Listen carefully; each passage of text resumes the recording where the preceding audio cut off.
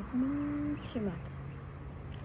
గుణము చూసి గౌరవించే రోజులు మన తాత ముత్తాతల కాలంలోనే పోయాయి మిత్రమా. ఇప్పుడంతా డబ్బు, ధనము, హుందాతనము చూసి మాత్రమే గుర్తింపు, గౌరవం ఇస్తున్నారు. ఎందుకంటే మనిషి సృష్టించిన డబ్బుకు ఉన్న విలువ దేవుడు సృష్టించిన మనిషికి లేదు అని అందరు అనుకుంటున్నారు. ఇది చాలా తప్పని నేను అంటాను. ఎందుకంటే మనం ఇక్కడ బ్రతుకుతున్నాం భూలోకంలో మనం బ్రతుకుతున్నామంటే మనం ఇక్కడనే శాశ్వతం కాదు కదా.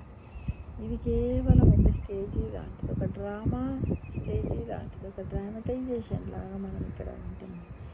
అసలు కథ అక్కడ ఉంటుందని ప్రతి మనిషి తెలుసుకోలేక ఈ భ్రమలో బతుకుతున్నాడని అనిపిస్తుంది మిత్రమా. ఇది ఎంతవరకు కరెక్ట్ కాదు.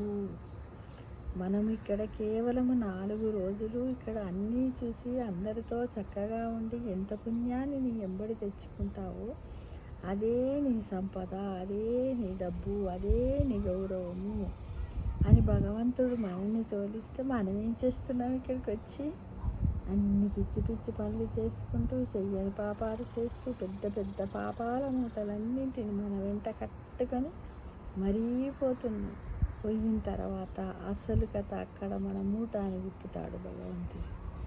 విప్పి నువ్వు ఇవి చేసావు, ఈ నరకానికో, ఈ నరకంలో ఇన్ని రోజులు ఉండు, ఉన్న తర్వాత తక్కువ పాపాలు చేసావనుకో నరకంలో కొద్ది రోజులు ఉంచి తర్వాత మళ్ళా అక్కడి స్వర్గానికి పంపిస్తాడు.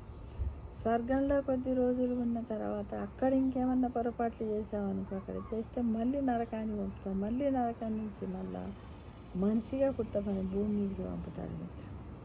అసలు అందరూ అనుకుంటున్నారు నరకం పోయిన తర్వాత అబ్బా నేను ఆ రోజు తెలియకపోయాను, నేను ఎందుకు చేశాను ఏంటి అని బాధపడుతూ ఉంటారు మిత్రమా. ఎందుకంటే మనకి రాసినటువంటి 18 పురాణాలను, అష్టదశ పురాణాలు విన్నట్టయితే మనం కొంతవరకు కొన్ని పొరపాట్లు చేయకుండా ఉంటామేమో అని నాకు అనిపిస్తుంది. కాబట్టి తప్పకుండా గుణము చూసి గౌరవించే రోజులు మన తాత ముత్తాతల కాలంలోనే పోయాయి అంటున్నారు కదా. లేదు, ఇప్పటికి ఉన్నాయి మిత్రమా. ఏంది?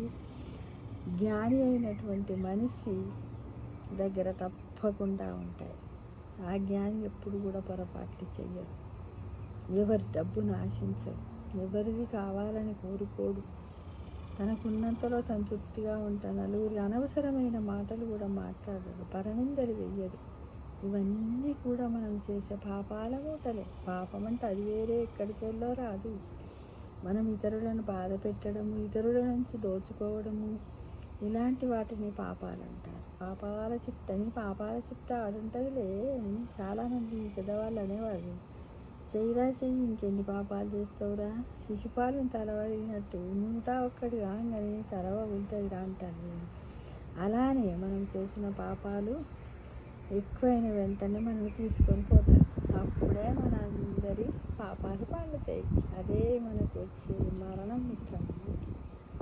విన్నావా? లేదంటే ఆ మధ్యలో పోతారు కొద్దిమంది. అలా అని లేకపోతే బ్రహ్మ సృష్టించినప్పుడు మనకి ఏ వయసుని పెట్టాడో అంతకాలం మనం ఇక్కడ భూమిపైన ఈ నాటకీకరణ చేయాల్సిందే. జీవిస్తూ ఉంటాం. అంతా రాదు. ఓ నేను సంపాదించాను, నేను తింటా, అంతా అన్ని ఏ పదార్థాలు లేనప్పుడు అన్నీ తినాలంటే, అన్నీ ఉన్నప్పుడు తిందామంటే మనకు అరగదు. ముందర పెట్టుకుంటే వద్దు, అది తింటా వస్తుంది, ఇది తింటా వస్తుంది అనుకుంటూ మనం ఆలోచిస్తూ ఉంటాం. ఈ జీవితం కూడా అంతే మిత్రమా. కాబట్టి దేవుడు సృష్టించిన మనిషికి లేదు అంటున్నారు డబ్బుకున్నది. తప్పకుండా భగవంతుడు సృష్టించిన మనిషికి ఉన్నది, జ్ఞాని అయిన వారికి ఉన్నది. మన ఇతిహాసాలు, పురాణాలు, రామాయణము, భాగవతము, భారతము ఇవన్నీ కూడా 50 సంవత్సరాలు దాటిన తప్పకుండా వినాలి. ఎందుకంటే కుటుంబ బాధ్యతలు నెరవేరిన వాళ్ళు తప్పకుండా ఇలాంటి సంకల్పం పెట్టుకోవాలి. ఏదో ఓ టైంలో మీకెంత వీలైతే అంత విని, కొంత మనం తెలియక చేసిన, కొన్ని తెలిసి చేసినవి మస్తుగా ఉంటాయి పాపాలు, అబద్ధాలు కూడా మస్తుగా ఉంటాయి. అవన్నిటిని కూడా మన్నించమని భగవంతుని మనం వేడుకోవాలి. మన కుటుంబం అంటే గృహస్థ ధర్మాన్ని మాత్రం మరవకూడదు మిత్రమా. దాన్ని మాత్రం 100% మనం ఫుల్ఫిల్ చేసి వెళ్ళిపోవాలి. ఎందుకంటే ఈ మధ్య కాలంలో అత్తామామలను తీసుకుపోయి అనాథ శరణాలయాల్లో వేస్తున్నారు. అది తప్పు. వాళ్ళు ఏమన్నారని, వాళ్ళు ఎంత పాపిష్టోళ్ళైనా పర్వాలేదు, నువ్వు వాళ్ళని కోపం వచ్చినప్పుడు తిట్టు, మళ్ళీ తర్వాత వాళ్ళని దగ్గరికి తిరిగి వాళ్ళు తిన్న తర్వాతనే నువ్వు తింటాను అని ఒక సంకల్పం పెట్టుకో. వాళ్ళలోనే అమ్మవారిని, అయ్యవారిని, స్వామిని చూసుకుంటూ వాళ్ళకే నైవేద్యం నివేదన చేస్తున్నాను అనుకని వాళ్ళని తిట్టుకుంటూ వాళ్ళకి తిండి పెట్టకను ఎన్ని కొబ్బరికాయలు కొట్టినా కూడా వేస్ట్ అనే విషయాన్ని తెలుసుకో మిత్రమా.